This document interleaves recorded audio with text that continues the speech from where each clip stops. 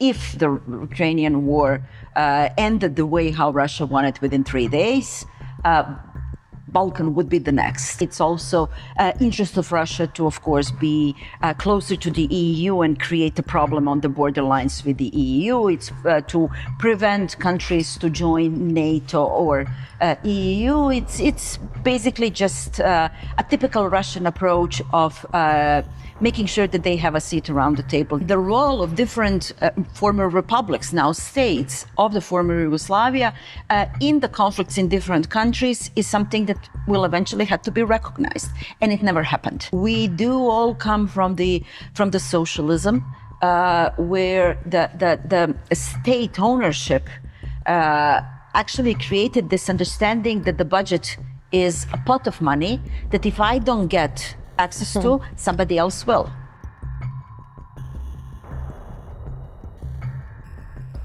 Hello, my name is Anastasia Marushevska and you're watching Ukrainer International. Today, I'm joined by Leila Bičakčić. She is a co-founder and director of the Center for Investigative Reporting based in Sarajevo. Thank you, Leila, for joining me today.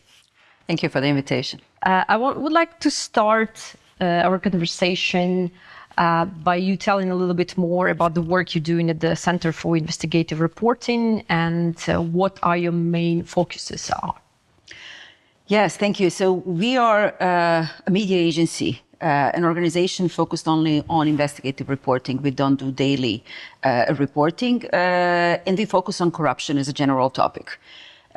We look at the ways how the money, public money in most cases, is being misspent and abused.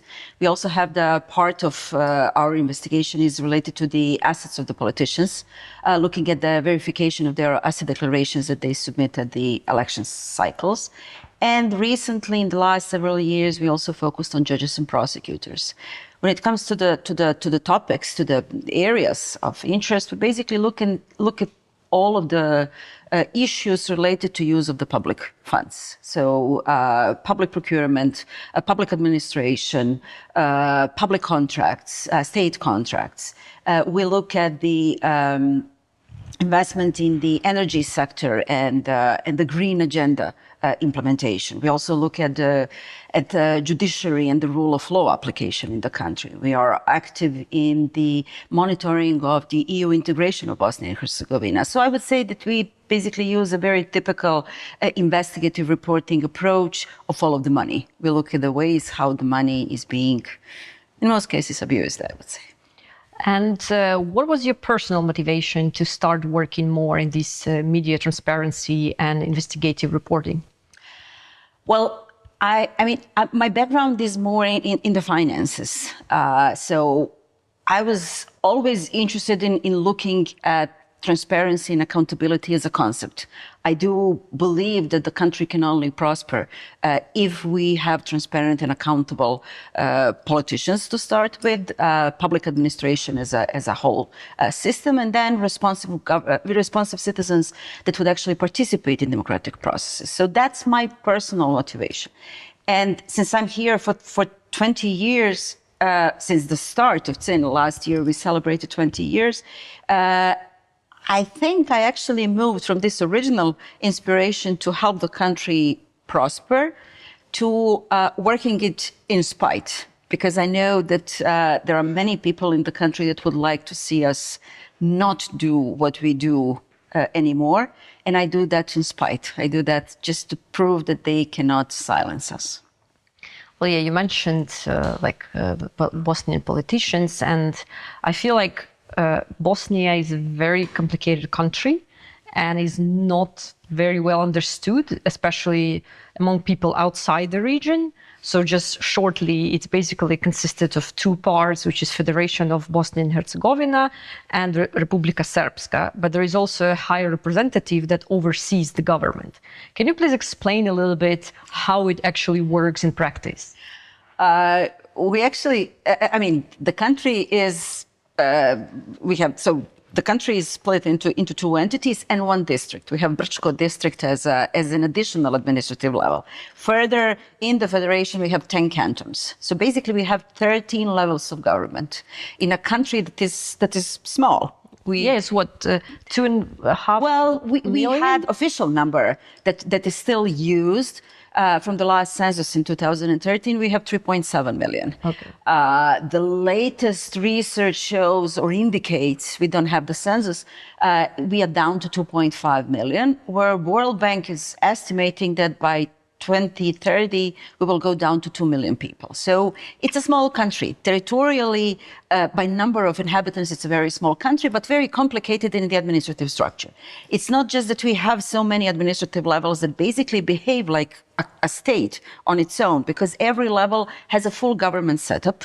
We also don't have the typical subordination between the levels. So the state level is not in charge, or it doesn't have a jurisdiction of any of the lower levels, which basically means that every little administrative unit behaves on its own, or could behave on its own, and basically deal with their own legal setup. We have, every canton has a constitution, for example. Every level has a constitution, plus we have the state constitution that should regulate the whole country.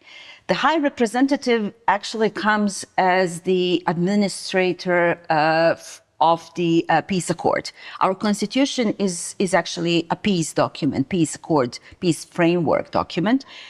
We never got to the point where we would change it. We would adapt it to the contemporary conditions in the country. So the High Rep has a mandate that is being given by the Security Council of the UN. It's a UN body to oversee the implementation of the peace accord. 30 years down the road, we still have the High Representative in charge. There are still 2 counts of the peace accord that are not implemented, which are related to the state property and the prosperous military property that needs to be reassigned to the state. The law is not yet adopted, and that should finalize the mandate of the High Rep, and that would mean that the country is at the level that we can actually continue on our own. How soon would that happen? That's impossible to tell. Yeah, and these accords that you mentioned, now there is a lot of discussion about peace, stopping every war and things like this. And actually, Bosnia exists, as you said, on the basis of peace accords, which were Dayton Accords that kind of were the end of Bosnian war. Mm-hmm. Can you please tell me what maybe the advantages of it was, but also what issues it created, and how actually Bosnians see this peace deal now? Yeah, we are celebrating. It's maybe not the right word, celebrating, but anyway, we are marking the 30 years of Dayton this year. So there is a number of events throughout the country and throughout the region, in different countries, in US, Europe, and everywhere, about the 30 years of Dayton. The advantage is definitely that it actually stopped the war. We had 4 years of a very bloodshedding war with a lot of casualties. We had a genocide that basically was the last crime committed prior to the final peace negotiations. The one in Srebrenica. Exactly. So, I mean, all of that makes it beneficial to have the peace accord. Dayton is one of the longest peace documents, which is, again, something that I can only compliment to. I don't believe that any casualty, any victim anywhere in any war is worth continuing the conflict. But that being said, what Dayton did not provide is the expiration date. And I think that should be a lesson learned from Bosnia. It was expected that the Dayton anticipated that Dayton would end the war and provide for the peace reconciliation up until the moment that the country and the country leaders would be mature enough to sit around the table and produce a peaceful constitution. That never happened. We did have an attempt in 2008 to have the constitutional reform, which would lead the country into the new era, new post-conflict constitution, and that failed, and we never came back to the table. The problem with Dayton is it's actually a framework, so it doesn't define all areas equally. it doesn't have a clear definition on what it constitutes. And that provides for an opportunity to all sides in the country to interpret it the way they see fit. And that's what we are living right now. We have a different pronunciation, different interpretation, different versions of what Dayton really means. Currently, the political debate in the country, which is very aggravated, is going back to the original Dayton, which no one really knows what the original Dayton would stand for. There has been a number of amendments to the Constitution that were resulting from negotiations within the country. And in some political minds, original Dayton would actually deny all the amendments to the Constitution, which is not possible. So, I mean, I would say that the major kind of pro and cons for the Dayton is that it did end the war, it prevented further victims, but it did not anticipate that politicians would abuse it to the point that they are using it right now. And the country is in a deadlock. It functions, surprisingly so, but it is politically in a quite the dire straits, I would say. Yeah, I feel like it's functioning, as you said, despite all of this, rather than because of all of it. You know, like just to continue this, in 2024, I've been to Bosnia in the region of Prijedor mostly. I was reporting on the memory around concentration camps such as Omarska, Ternopolje, Karaterm, and now this region, which was devastated during the war, is part of Republika Srpska, which used to be actually more Bosniak populated area and was part of Bosnia and Herzegovina. And when I was talking to people, I feel like this memory has not been solved. Yeah, there is a lot of historical grievances. And how do you see it now in Bosnia? What's happening with memorizing and understanding what actually happened during the war? Well, the problem is we never actually got to the point to have the reconciliation done on the political level. We had, right after the war, and for many years after the war, we had a number of programs on reconciliation. But that actually related mostly to reconciling citizens. So we had programs that were working with kids, that were working with victims, particularly focusing on working with women who were the victims of rape during the war, former detainees in the camps around the country. So people in the army, of course, trying to reconcile among people serving in different armies and being in conflict during the war, but we never actually reconcile as a society, as a whole society of Bosnia and Herzegovina. Politicians, on the other hand, have never actually got to the point to recognize what was happening in the 90s. Bosnian war is not the only one in the territory of former Yugoslavia. So we are talking about the wider region that was involved in the conflict, partially started because of the dissolution of Yugoslavia. And the role of different former republics, now states of the former Yugoslavia, in the conflicts in different countries is something that will eventually have to be recognized. And it never happened. So we are basically missed the opportunity to reconcile and get to the basic truth. As a result, unfortunately, now in 30 years down the road, we actually have 3 curriculums that kids are taught into school. Bosnia and Herzegovina is the only country in the European soil, and probably wider, that has the phenomenon of 2 schools under one roof, meaning that the kids of different ethnic backgrounds are attending school at the same building but never meet. So this is basically one for Bosniaks, one for Serbs, and one Croats. Serbs actually have, the Serbs are not included in this particular problem. We have the Bosniaks and Croats, the territory of the Federation, in the territories that were predominantly occupied by the Croats.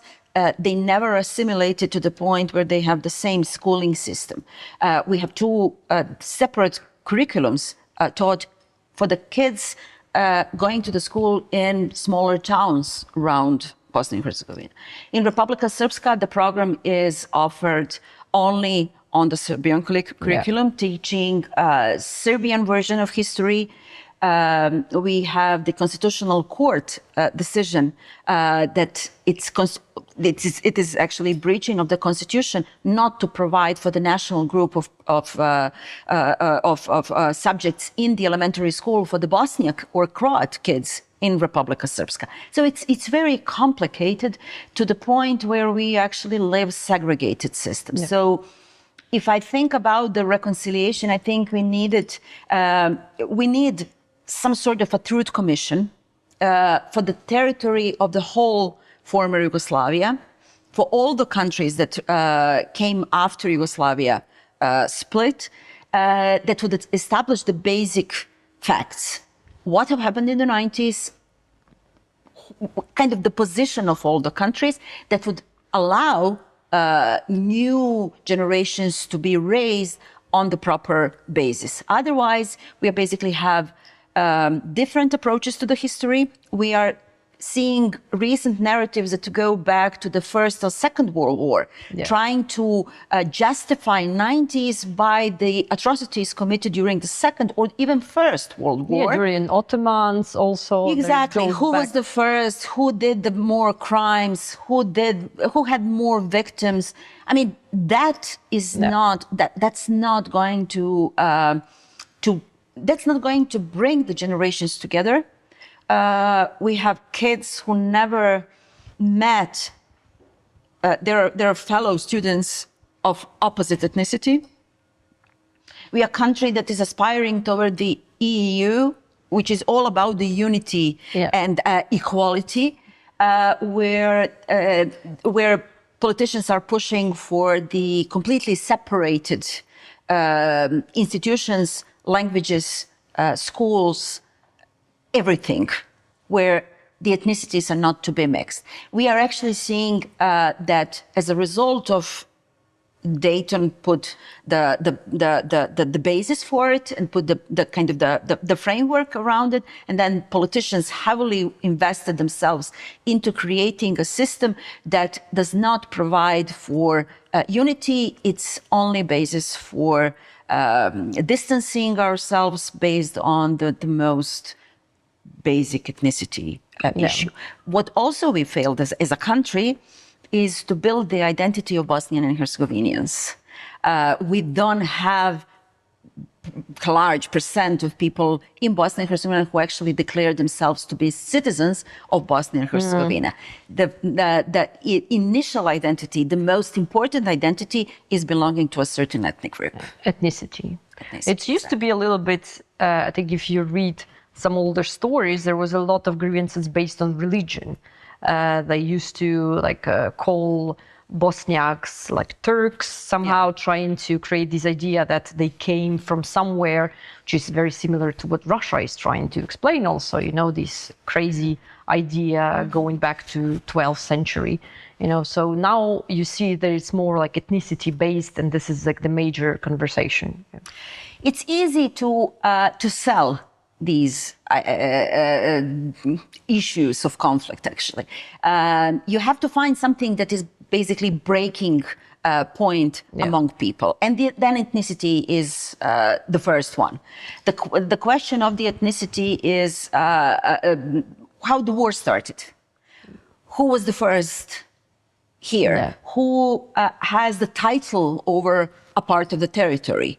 Whether this or that ethnic group actually has right to take part of Bosnia and Herzegovina. Bosnia and Herzegovina was recognized in mid-century, basically. It was the first origin of Bosnia as a state.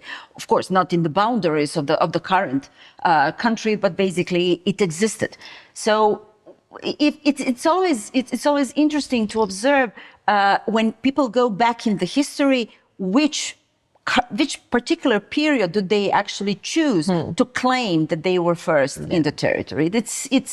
It's crazy. I mean, particularly when we look at the historical kind of moves of people, emperors being occupying territories, withdrawing, changing, and others. So it's for Bosnia and for the whole Balkan. That's always crazy. So it's easy sell.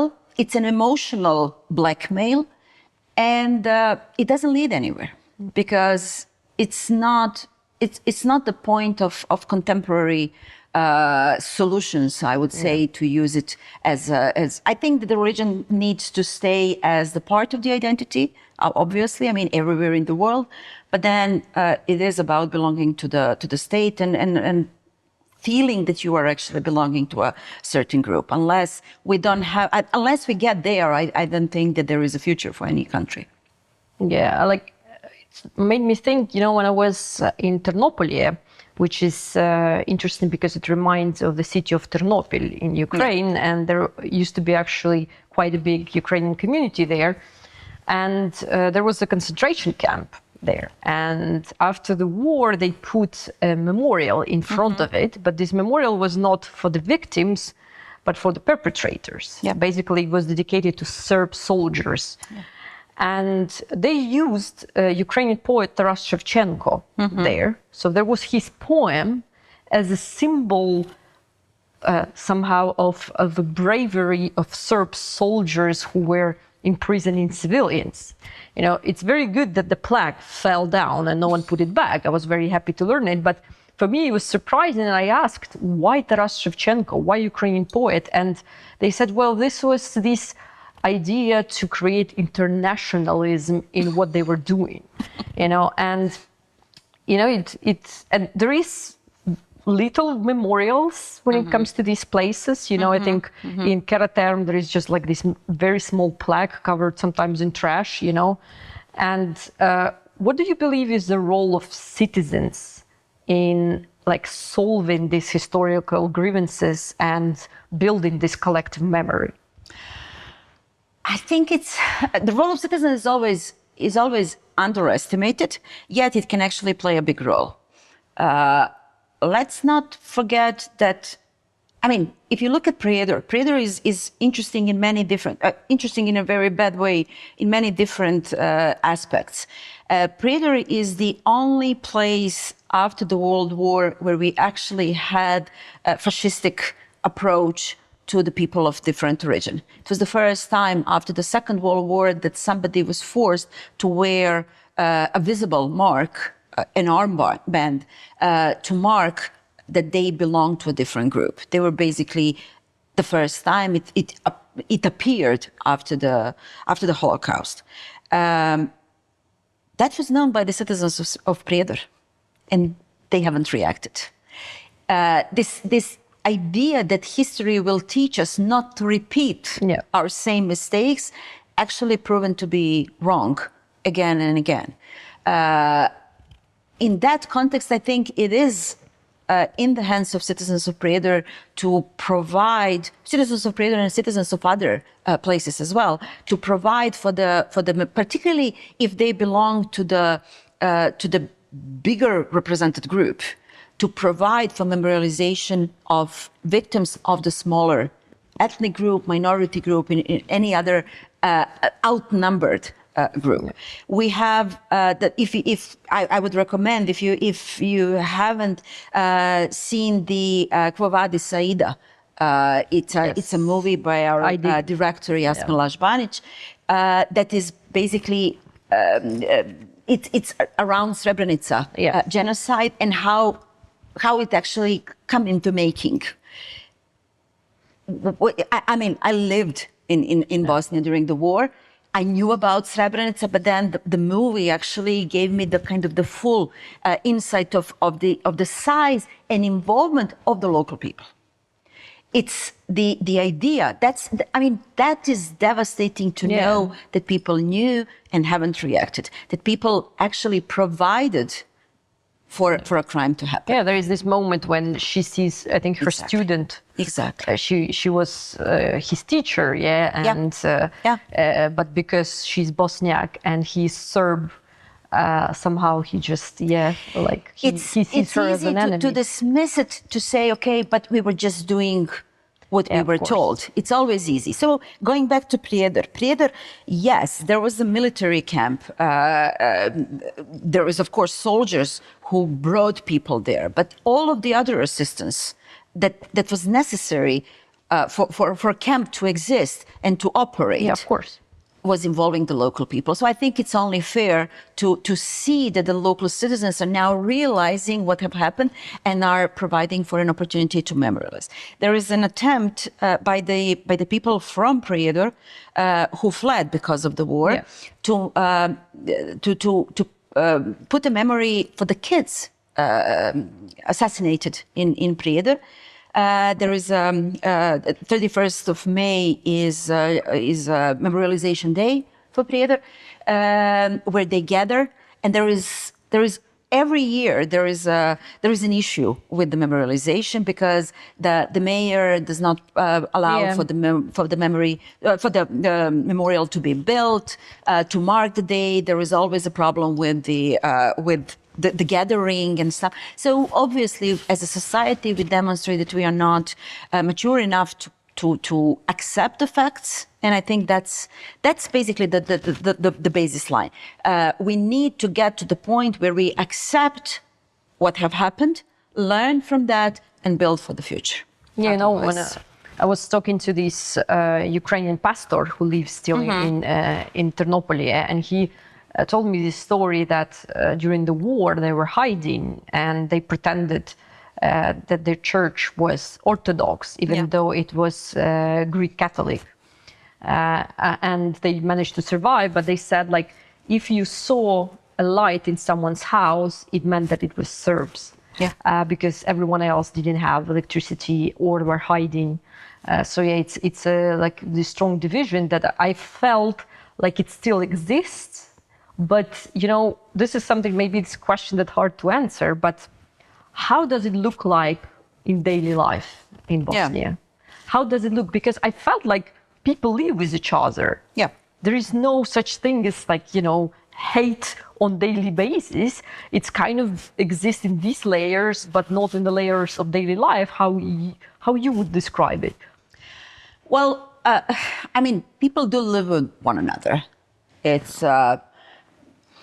you're not forced to think about, okay, is your neighbor this or that origin? Is that or this name? Of course, that the politics have actually forced people to move after the war, even those that did not belong to a particular political groups or political narratives, they moved simply to be closer to their fellow ethnic group representatives. So we do see a lot of movement, even after the war, of course. There is a very small percentage of people who were expelled from their homes because of the war that actually returned to live in those places. It's not easy. I mean, I come from Sarajevo. Sarajevo is a capital with all the institutions in Sarajevo, with international organizations, embassies, and others. So my position and my judging on the possibility to live together is whole different than somebody who went through the atrocities, who lived or lost members of their family, and now being surrounded by the neighbors. It's a whole different environment. A lot of people cannot do that anymore. But I don't think that in general people are reluctant to live with one another. There is, I haven't heard of much of ordinary citizens bickering based on the ethnicities. It's a narrative that is actually being proposed and provided and forced by the political leaders because they benefit out of it. It's easy for them to claim the enemies in the other people, because that's how they conquer the territory and that's how they rule, because the fear is built in the narratives of the political leaders. They pretend to be protecting their own ethnic groups, posing as the protectors of the whole group, and then basically work on creating a fear among the citizens that the others will come to do the damage, whatever that damage is. It's again, an emotional battle based on the fear factor, based on the lack of resources and opportunities for people, which keep people away from one another. But I don't think in general, I mean, we have learned over years that people actually do go after jobs, which is perfectly normal in the contemporary societies, that people do not live outside of the capitals, which then you hook back to the politics. People live very hard life with the very poor opportunities, and they go after the opportunities where the opportunities present. Yeah. So they would go over entity borders that are not existent, but still in the mindsets of the politicians. Of course, they do exist. So people would come to work from Nevesinje, which is east part of Republika Srpska, to Mostar, which is in the Federation. People would go from East Sarajevo to Sarajevo. People would go from, I don't know, Bijeljina to Tuzla, or from, I mean, they just move because otherwise the politics is just a narrative. I wanted to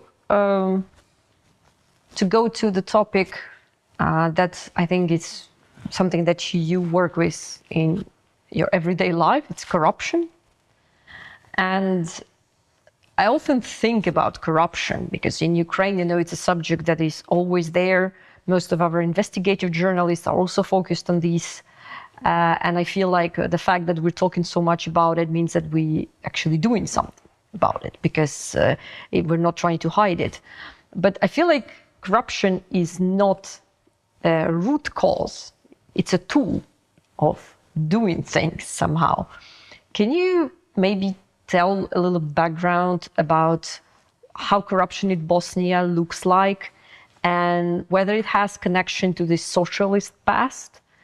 Do you still feel like it's a structure that is like still exists, or it's like new waves, new logic of political systems that is represented now in Bosnia? You're right. It's not the cause. It's basically a tool that is very effectively being used by the political leaders and political representatives. That's why they actually spark the ethnic hatred. That's why they use the ethnic division to hide behind the ethnicity to cover for the corruption. We are actually witnessing, ever since the end of the war, the increasing number of political leaders actually becoming billionaires, not even millionaires anymore, because it seems that in this battle of big numbers, the billionaires are now being made. It's all based on the public funds. It's all based on the money that is meant to be for the benefit of the citizens, to make the life of the citizens better. I don't know about the root. I mean, we do all come from the socialism. Where the state ownership actually created this understanding that the budget is a pot of money that if I don't get access to, somebody else will. We still see that very dominant, where people do not, when you try to explain them that the budget is for all of us, people are like, yeah, right, but if I don't get a part of that money for myself, somebody else will be there and I will not get anything. So it's this idea that you have to steal. You go into politics to steal, to get benefits out of it, to get rich. Otherwise, why would you engage in politics? Politics is dirty. I mean, that's still in the mindsets of people, that's still there. We did raise, I mean, the civil society, media, have actually been international community, of course. All the programs that were funded by the international donors did bring corruption as a topic to be omnipresent. We are talking about the corruption for many years. Citizens are now realizing corruption is a problem. Corruption is preventing country from progressing.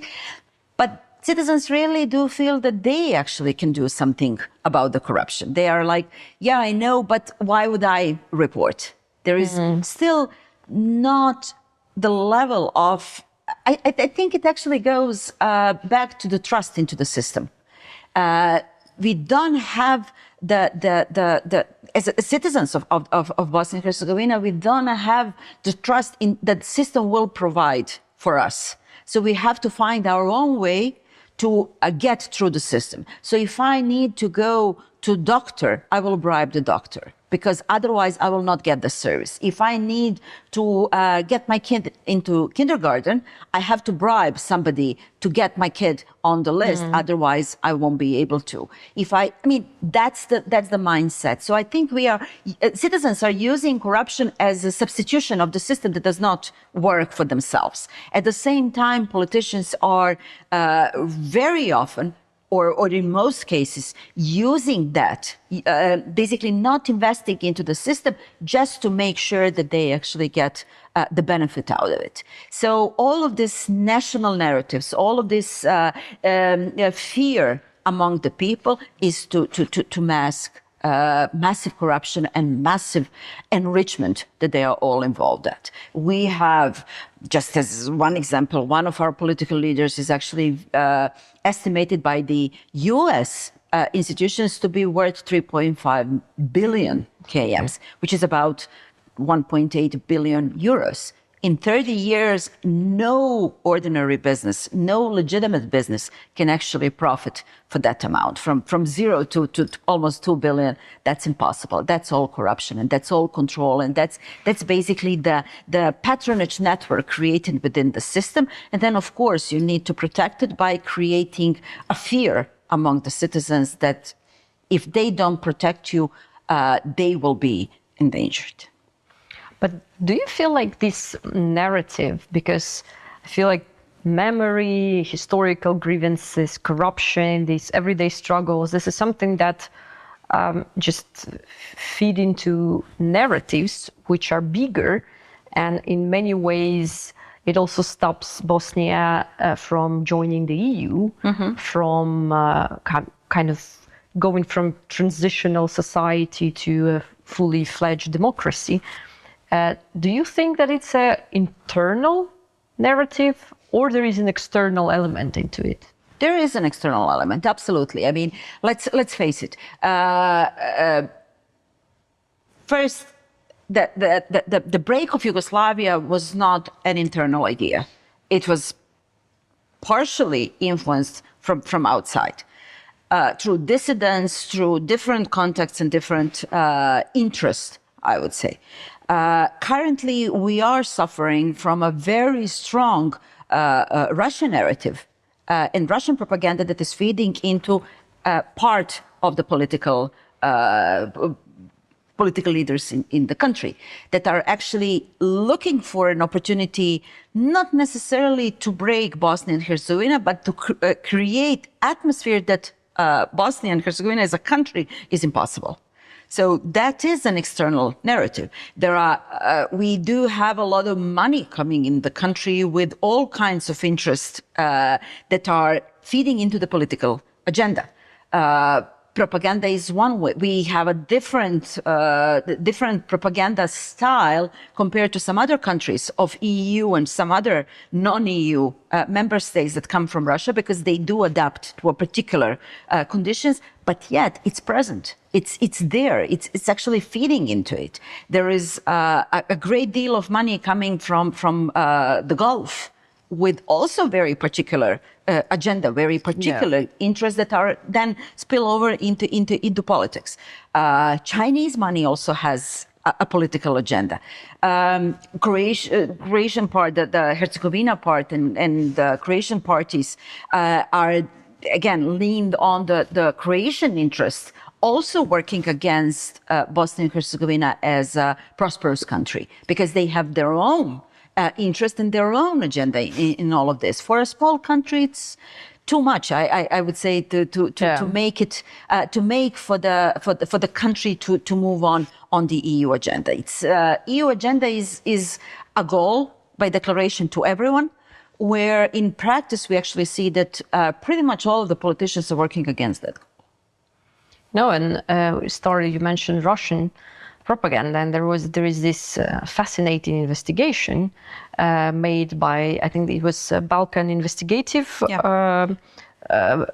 Balkan Investigative Reporting Network and Moldovan media outlet Kusans, I think. And so what they reported on is that Russians are building camps in Bosnia, specifically in Republika Srpska, and also in Serbia, to train Moldovan citizens to basically create internal problems inside the EU, such as like riots, like propaganda campaigns. They even teach them how to use drones. And there are already cases of these Moldovan citizens being captured in the EU because they were trying to create unrest or attacking some specific groups. What do you know about this investigation, and why do you think it's happening in Bosnia and in Serbia? Well, but I mean, I know of the investigation, and there are some other investigation. BIRN is focusing on investigating the Russian disinformation, propaganda narratives, and Russian influence in Bosnia. So they looked at various different groups and opportunities funded directly or through proxies by Russians. Why? I mean, there is this Russian-Serbian brotherhood mythology behind it. It's based on religious reasons, because the Orthodox Church belongs to the Russian Orthodox Church. It's actually comes from that religious kind of teaching, which created the narrative of the brotherhood, which I'm not certain how it actually manifested over so many years, because the Russian influence was cut from Yugoslavia early in '48. But still, I mean, it's something that is being built on. When you look at the hard facts, when you look at the financial interest and financial income coming from Russia, you see that there is not that much money being invested either in Serbia or in Bosnia, Republika Srpska. But still, I mean, it's this mythology that is actually being built over and over, which is an emotional side of the story that people really believe at, and they can. I mean, it's this whole idea of Russian propaganda being a very one-way street, where they just build a narrative and just basically get the goal. It's been started years ago, 30 years, 50 years ago, and it actually built on the It built on the dissolution of Yugoslavia. It built on the creation of the new countries. It built on the influence. It's built on the stripping the assets that belong to the country. And now it's a political interest. It's a political interest to create uncertainty in this whole region. It's also interest of Russia to, of course, be closer to the EU and create a problem on the borderlines with the EU. It's to prevent countries to join NATO or EU. It's basically just a typical Russian approach of making sure that they have a seat around the table, that we are basically mentioning them, I would say. Camps are, I mean, we knew for years that there is a special forces camp in Niš, which is a city in southern Serbia. And this last research by BIRN, looking in the camps for the training camps for the Moldovans, is just a recent occurrence. Yeah. I think that they actually do different things where they can. It's kind of pop off opportunity. There is, in recent years, we've seen that there is an increasing number of cultural attaches coming into Russian embassy. They build a consular section in Banja Luka. The embassy is in Sarajevo. It's a relatively small building for the embassy, but the increasing number of people is being stationed in Banja Luka. So there is obviously a political interest ever since Ukrainian war started. Russian embassy in Bosnia has been more vocal, open threats very vocal on the future of Bosnia and Herzegovina if we move closer to NATO or the EU, because they claim that that's against Russian interests. And they're basically providing assistance or providing platform for Republika Srpska to build a narrative of independence. It's all political. So this is, I would say, actually shows us how Russia is not planning to stop on Ukraine. You know, if they're already saying that, you know, well, Serbia and Bosnia is also our interest, which means that, you know, how far can it go? And you were correct by saying that Serbs and Russians, they don't really have that much common history. So this fascination among Serbs for Russia really puzzles me, you know. Yeah, everybody. I mean, I don't understand it. I never have seen quite a research-based that reports or anything that would actually prove the relationship exists. That's why I'm using the term mythology. I think it is a myth, basically, that they are all feeding into, because it's believed that it gives Serbs a power of a big brother. Yeah. I do see that a lot, where the Russians will come handy if there needs to be a support. When you look at the period of the 90s, on the other hand, you see that Russia did not really extend a friendly hand towards Serbia or Republika Srpska in the 90s. So again, I mean, this is something of a more recent build upon relationship that is more of a direct contacts with Russian authorities that is actually guaranteeing some sort of assistance if needed.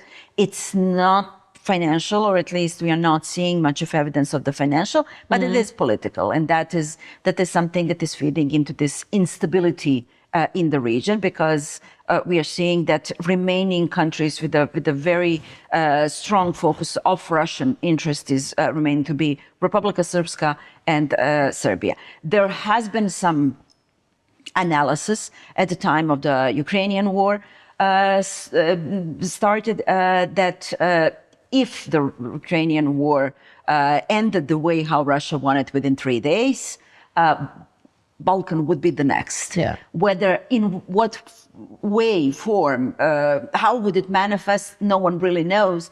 But we did see a turmoil in the Balkans at that time as well, which settled down a little bit, and now it's kind of going on a rise again.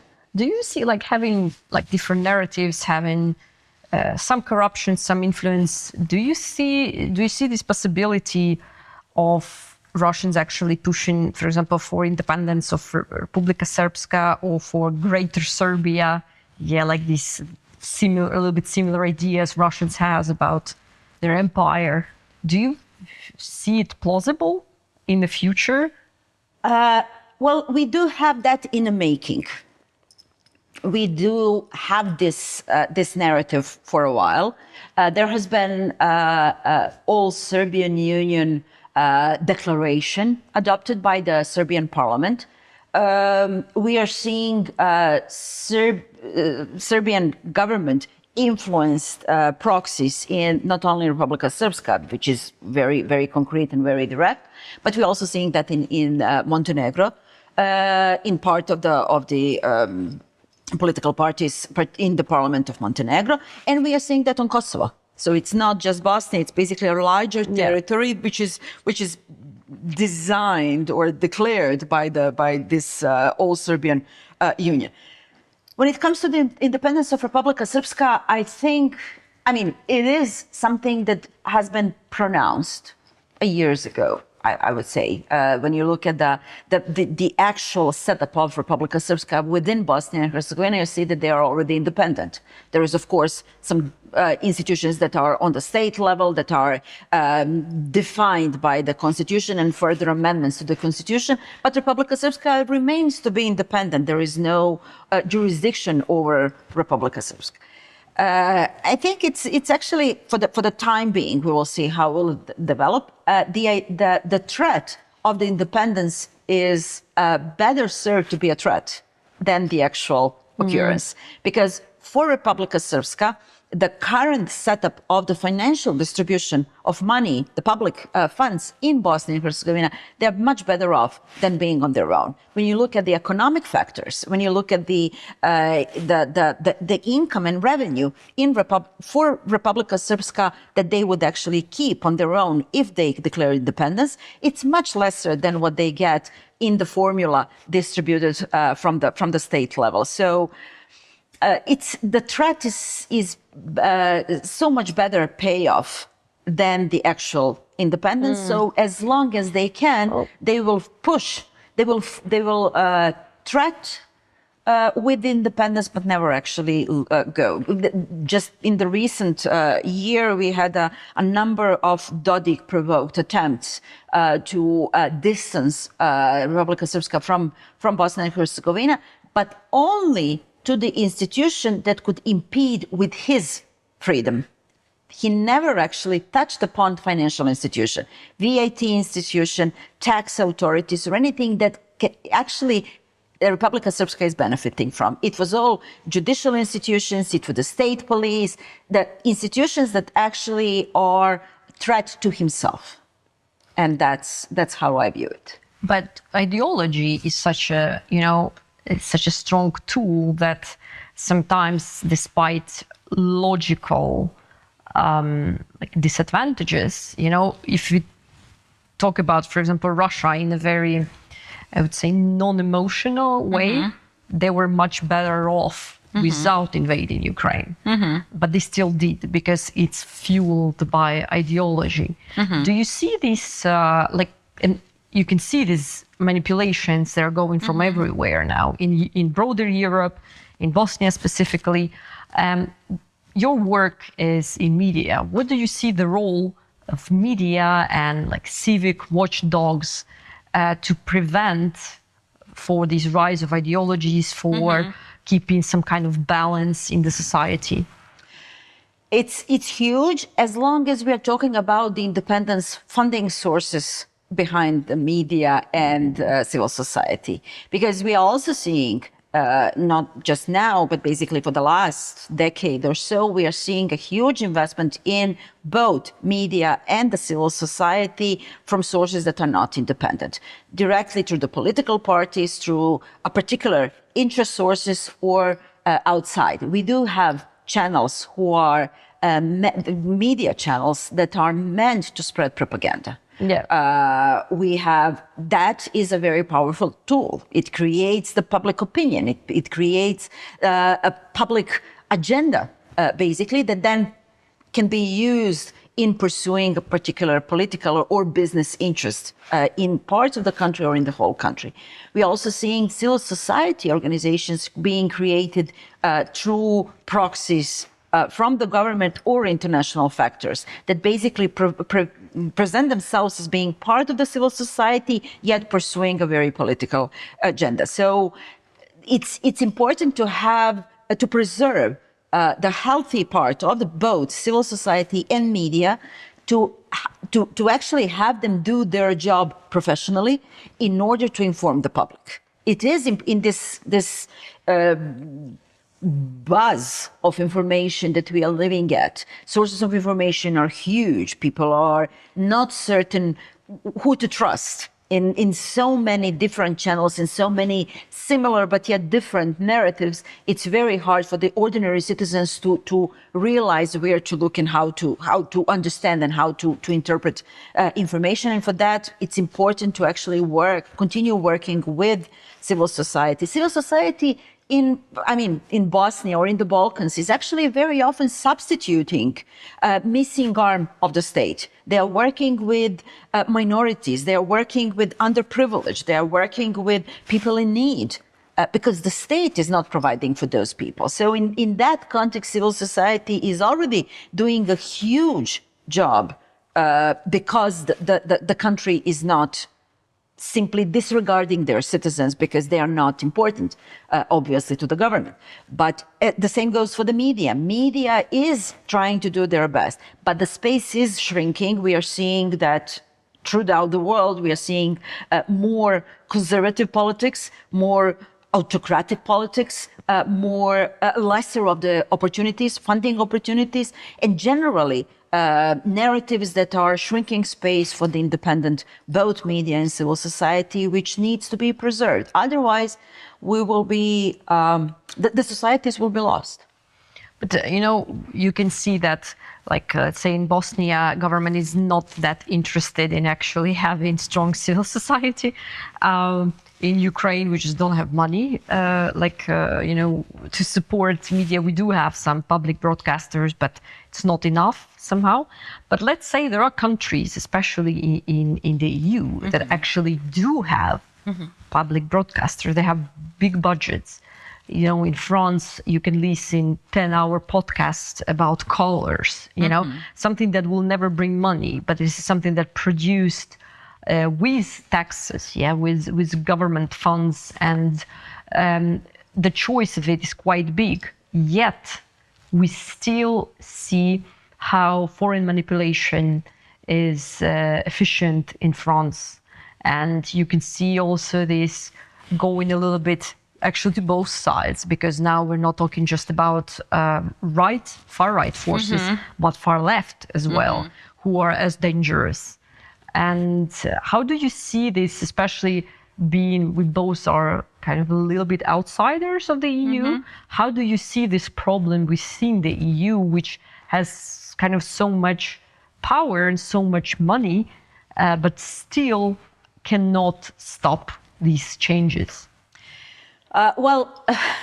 It is a question of cooperation. And we are talking about the cooperation. I mean, here we are at the International Press Institute Congress, where it's all about the media freedom and cooperation, but it's hardly going to change anything. I mean, there is lesser of interest to cover the topics on the outskirts of the European Union by the the EU-based media. It's just lack of understanding, lack of interest, and they are not simply reporting on the issues happening in either Bosnia or Ukraine or Moldova or Georgia or any other country. I mean, basically, they are versed to report only about bad things when they happen, without actually investing into building alliances, building cooperation, helping one another. I mean, we haven't seen much of a joint initiatives coming from EU-based and non-EU-based media outlets. It's very rare. It happens only on a certain occasion, and that basically it doesn't provide for enough information coming from these countries. I mean, Bosnia is being mentioned only as a bad example of everything, which I can understand. I mean, I'm the first to be very critical of a country that I come from, but at the same time, I don't believe that there is a much of understanding of what is happening and what are the real problems in Bosnia. Ukraine has been a focus of international reporting, but only in the context of the war, without going further into understanding the society and the societal issues in Ukraine. It took a long time because, this idea that external media, especially like from, I would say, like established democracies, prosperous countries, are coming with a quite patronizing approach, that you need to be taught somehow, while Ukrainians had experience in many things that no one else actually had. They know it in theory, while we know it in reality. But this patronizing approach, I think for a long time did not allow actually to see Ukraine. There are many amazing reporters, that are dedicating so much time to Ukraine, and it's absolutely, their contribution is enormous. But this general feeling, that they started opening offices like New York Times after the full-scale war, and they sent a guy from Moscow to lead the bureau in Kyiv, and he speaks Russian, well, how does it bring understanding to him what is Ukraine, And yeah, so here I agree, and I think in Bosnia it's similar, but I just now thought that media during the Bosnian War, international media played a very important role, because they actually reported on things internationally that were not going outside somehow. How do you see this, in the perspective of years? Could there have been done more, or actually media pushed to the peace, to peace accords? Well, we did have a lot of international presence during the war. That's something that is not recognized to the level that it needed to be recognized. Let's face it, some of the atrocities happening in Bosnia, including Srebrenica genocide, were first reported by the international by journalists. The same in Ternopil, it was journalists who filmed. It's just that they had an opportunity to move in between the sides that local reporters couldn't. So they actually did provide for this lack of information from Bosnia during the war, and that was crucial. They testified in The Hague. They did the great deal of work. Some of them are still very, very devoted to Bosnia. Yes. They come off and they still work with people in Bosnia. There is a number of training opportunities, classes, master classes, different things that they are still contributing to the local communities. And that's on individual level. That's great, and that is something that is definitely going to stay personal. It's a personal connection. Yeah. But what we are not seeing kind of we don't have, for example, the whole Balkans doesn't have a correspondent anymore for any of the major newspapers and magazines. No, none. We do have occasional contacts when something happens that people from Bosnia would actually report for, I don't know, for Spiegel or Deutsche Welle has an office. But Deutsche Welle is more of an agency. They are basically reporting on daily issues. I was at the program at a number of meetings in France earlier this year, and one of the topics discussed was the EU integration. So it was a mixed group of people from both Balkans and Ukraine, Moldova, Georgia, and people from the EU. And a colleague from Poland, who was presiding the EU at that moment, told us a discussion on kind of the EU further enlargement and this the lack of support by the citizens of the EU towards further enlargement, because they believed that that's not good for the EU. And she told us, "Oh, but you need to present yourself better." And I was like, it's not a dog and horse show. How do you present yourself? He was like, you have to understand, for the citizens of EU, and this is coming from Poland, for the citizens of EU, you are known only by war. Ukraine, Moldova, Georgia, Balkan. It's only bad things. So you need to come with a better plan, with a better communication plan. Talk about the coast, talk about the sun, talk about the better life, music, food, this and that. And that would actually make citizens of EU trust you and like you more.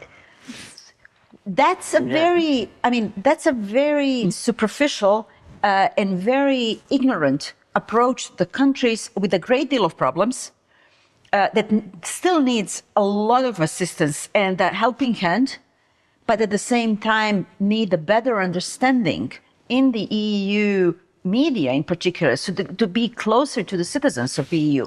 Brussels knows us. Brussels knows our problems, and they know bits and pieces on the processes. But I think that there needs to be a better coverage on the daily issues that would help people of EU understand us better. And I think it's interesting, like when I hear this as well, but we do this, when you take countries like Ukraine, let's say, civil society does so much. And it's not like we're not trying to represent ourselves. We do, and it's not like we're just sitting and waiting. Yeah, that's not a correct assumption, but I feel like what you just said, it's a very good example of how Europe still not fully grasps what is their security depending on. That's true. Because if they do not pay attention, let's say they don't have correspondence in the Balkans, even if you're not on the moral level, I don't want to support people of the Balkans, you need to understand that this is your security. The same is with Ukraine, you know, and this is actually my next question about this, as they call now, foreign international like manipulations, interference, how do you see the state of it in Europe, and whether Europe is actually becoming more resilient to it or not? They invested a lot into building resilience to the manipulation. The question is whether that came too little, too late, because it only started being recognized as a problem when the Ukrainian war started. And when we look at basically how these narratives are being formed, it started way before. So I think it's too late. So I'm not certain that it's resilient. I'm not certain that there is a clear understanding of the level of manipulation in the information. And it's not only coming from Russia. It's not only coming from one source in a very particular manner. There is a really well thought through strategy for different sources of information to influence the whole of the European Union. And I think it's not happening. We are living in a world that is rapidly changing.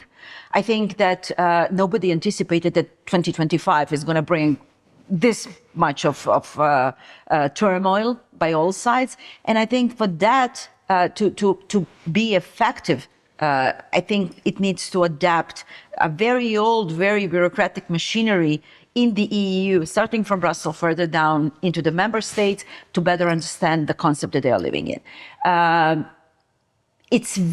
Security issue is a big issue for the EU. I mean, I'm not saying that we should use that as a narrative to get closer to the EU, but it is something to think about and should not be disregarded. I know it's often disregarded for Bosnia because we have been in troubles for 30 years. So a lot of analysis is actually putting us in kind of we know there are problems, but it's not, kind of it's not gonna it's moderated exactly. Problem. But that is very, that is very unsafe way of dealing with the situation in the Balkans. And that is unfortunately something that we are not seeing being understood in the EU to the point that it needs to be understood. Yeah, and I wanted to this topic of polarization, which is I think contributing a lot to the fact that Europe and Western democracies in general are not that resilient to foreign influence, because the division, especially if we take collective West, is mostly on left or right political agenda, which is, I would imagine, in Bosnia is different and in Ukraine is different. There's different divisions on different subjects. But here, this left-right rhetoric and all the media are also divided. And for you as a person who is so involved in media transparency, and what do you think is responsibility of media in this situation, to be where we are now? Is there is responsibility and accountability for this, or it is not? Because media exists in under a lot of freedom. Yeah, this is how they should work, but you can see a lot of animosity among citizens to media, especially in the West. And how do you see media is actually responsible for this situation? I mean, again, I can talk from the experience from the former Yugoslavia. Media played a crucial role in the war breaking in Yugoslavia, because that was the tool used by the politics to actually spark the conflict in Yugoslavia. So they do play a big role. There is, of course, part of the media that is very responsible, But then there is another part, which is sometimes even bigger part of media that are supporting a particular political narratives and political agenda. Same goes here. We are seeing this battle in between the right and left that is, of course, concentrating on the EU soil, but it has a spillover effect on the other countries. I haven't seen, for example, in Bosnia, that one of the narratives, anti-EU narratives, because that is also very, very present, is that Bosnia will never make it into the EU. In Republika Srpska, the politically dominated narrative is that the EU is not a future because it's falling apart. You will hear that. Oh, we had the same. We had the same. The Republic, basically, that's the main narrative that they are trying to pursue. It's all fake. It doesn't exist. We don't have any future. Now BRICS is being mentioned. That's kind of the main political narrative. In the Croats, the Herzegovina part, because they are hooked to Croatia, who is already in the EU. Of course, their narrative is pro-EU always. In the Bosniak-dominated part, in this kind of the right and far right part of the political spectrum, their narrative, which is again very emotional, is that EU will never accept Bosnia. They will come up with more and more conditions that we will not be able to meet because EU doesn't want EU is Catholic, it's a Christian unity, which will never which will never accept a majority Muslim country. When you think about it, because they are actually hooking that back with Turkey. Turkey is such a great country, such a big country, so prosperous country, never got, people base that on the ignorance, because the EU accession process is a complicated one, a lengthy one. It's really not easy to explain it. So nobody is actually giving the full truth on the withdrawal of Turkey from accession, but it's easy to sell the emotional picture where it's not us in Bosnia responsible for not delivering on the EU path, but it's the EU who is conditioning further because it's a majority Muslim country. And we are not seeing a counter-narrative. It's actually that narrative is being taken over by some of the EU media to prove that Bosnia is not fit for the membership. So it actually feeds into this distancing approach that doesn't actually contribute to either of the sides. It only feeds into the agenda of particular interest group who are better off outside of the EU. Let's face it. If you look at our politicians who are deeply involved in corruption, why would they benefit from entering the EU? The EU brings the rule of law. The EU brings independent institutions. The EU brings a potential prison for them. They're better off as it is. No, and it's. I wanted to use this quote by Hannah Arendt, and because I think it represents very well of where we are now. That the ideal subject of totalitarian rule is not the convinced Nazi or communist, but people for whom the distinction between fact and fiction no longer exists. And I feel like that we more or less in this state right now, But what do you believe are the steps to get out of it? We absolutely live in this world of nothing is true, because there are so many sources of truth that people they don't have the trust any longer in any of that.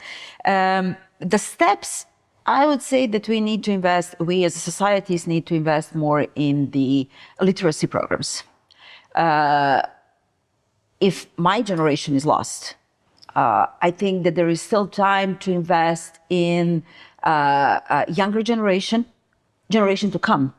Because if they start learning how to think critically, which is something that we don't have, if they start to think, if they know how to recognize the sources of truth, how to recognize manipulation when they see it, then they're better off.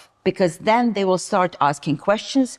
They will not let politicians do what politicians do currently. And that is the basis for the better society tomorrow.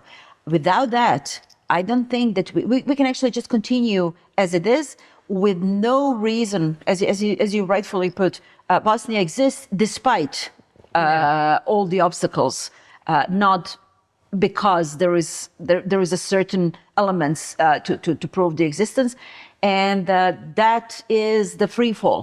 I would say it's gonna go for a while, whatever that while is, and eventually it will need to collapse.